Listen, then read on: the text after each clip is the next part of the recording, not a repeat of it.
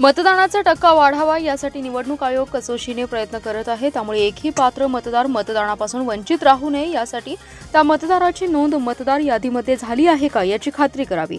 त्याचबरोबर मतदान केंद्र बदलाबाबतची माहिती सामान्य मतदारांपर्यंत पोहोचवण्यात यावी असे आवाहन पुणे विभागीय आयुक्त तथा मतदार यादी निरीक्षक चंद्रकांत पुलकुंडवार यांनी केले।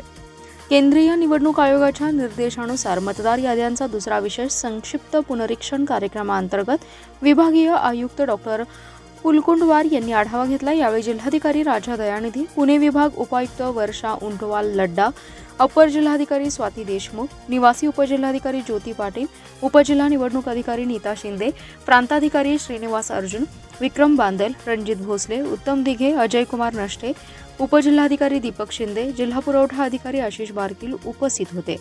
पुलकुंडवार म्हणाले, एकही पात्र मतदाराचं नाव मतदार यादीतून वगळलं जाऊ नये यासाठी निवडणूक आयोग तथा जिल्हा प्रशासन प्रयत्नशील आहे।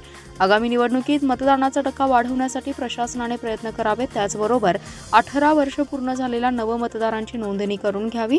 मतदार यादीमध्ये नाव चुकले असल्यास किंवा नोंदणी करणे बाकी असल्यास अथवा नावे वगळली गेली असल्यास सर्व संबंधित मतदारांची खात्री करून तात्काळ दुरुस्ती करून घ्यावी। त्याचबरोबर निवडणूक आयोगाच्या सूचनेनुसार येत्या निवडणुकीचे कामकाज वेळेत आणि अचूकरित्या पार पाडावे। निवडणूक आयोगाच्या सूचनांचे तंतोतंत पालन करावे।